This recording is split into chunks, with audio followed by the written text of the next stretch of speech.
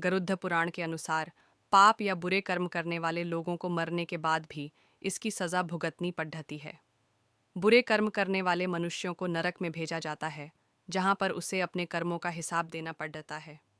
आपने भी कभी न कभी यह बात ज़रूर सुनी होगी, लेकिन दूसरी तरफ आपके दिमाग में भी यह सवाल आता होगा कि जब मरने के बाद शरीर से आत्मा निकल जाती है, तो ऐसे में नरक में आत्मा को यातना कैसे दी जाती होगी, क्योंकि आत्मा को तो शरीर की तरह पीड़ा नहीं होती। फिर मनुष्य नरक में अपने कर्मों की सज़ा कैसे पाता है? आइए इस सवाल का जवाब जानते हैं गरुड़ पुराण में। गरुड़ पुराण के अनुसार मृत्यु से जूझ रहा व्यक्ति यमराज को देख पाने में सक्षम होता है। मृत्यु के समय उस व्यक्ति की सोचने समझने की क्षमता कम होने लगती है, लेकिन उसे स्पष्ट रूप से यमराज दिखाई देने लगते हैं। जीवन और मृत्यु से जूझ रहा जीव कुछ बोलना चाहता है, लेकिन उसके गले से आवाज़ नहीं निकलती। उसे आसपास खड़ीडीढीहे लोगों की आवाज़ें सुनाई देनी बंद हो जाती हैं।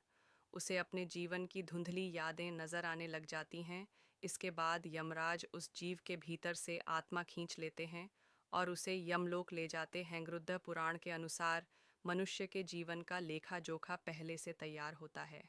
जब आत्मा को लेकर यमराज यमलोक पहुंचते हैं, तो उस व्यक्ति का लेखा जोखा यमराज के सामने पेश किया जाता है। इसके अनुसार ही यह निर्णय लिया जाता है कि व्यक्ति को स्वर्ग मिलेगा या फिर नरक। इसके बाद आत्मा की एक बार फिर से यात्रा शुरू हो जाती है। गरुड़ पुराण के अनुसार मृत्यु को प्राप्त हो चुके व्यक्ति को मरने के बाद भी यात्रा करनी पड़ती है। सूक्ष्म शरीर मिलने के बाद व्यक्ति को यमलोक जाने के लिए 99,000 योजन की दूरी तय करनी पड़ती है। मनुष्यों की भाषा में 99,000 योजन दूरी का अर्थ है 11,99,098 किलोमीटर। पृथ्वी से यमलोक जाने वाला यह रास्ता बहुत ही मुश्किलों से भरा होता है। यहाँ यमलोक के 16 नगर होते हैं। आत्मा को सूक्ष्म शरीर लेकर हर यमलोक नगर से होकर गुजरना पड़ता है। इस सूक्ष्म शरीर के साथ व्यक्ति को किसी जीवित मनुष्य जितना ही कष्ट होता है। मरने के 24 घंटे बाद किसी जीव की आत्मा फिर से पृथ्वी पर लौटती है। इस बार उस आत्मा को खुद ही यमलोक का सफ़र तय करना पड़ता है।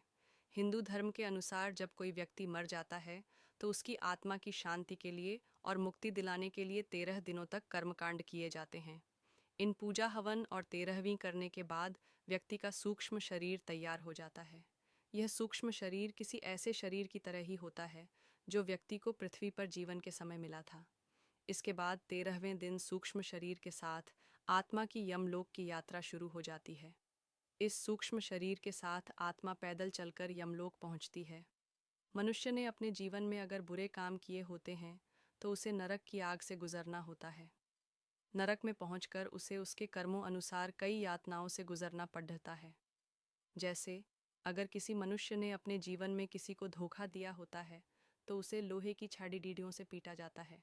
वहीं अपनी सुंदरता या शरीर पर अभिमान करने वाले मनुष्य को नरक की आग में जलाया जाता है। यह जीव का सूक्ष्म शरीर ही होता है जिसे सजा दी जाती है। इस सूक्ष्म शरीर को भी दर्द होता है। यह सूक्ष्म शरीर अस्थायी तौर पर मिलता है। सजा पूरी होने के बाद जीव को कर्मों के अनुसार अगला जन्म लेने के लिए भेज दिया जाता है। वहीं अगर किसी मनुष्य के कर्म अच्छे हैं, तो उसे स्वर्ग में भेजकर हर सुख सुविधाएं दी जाती हैं।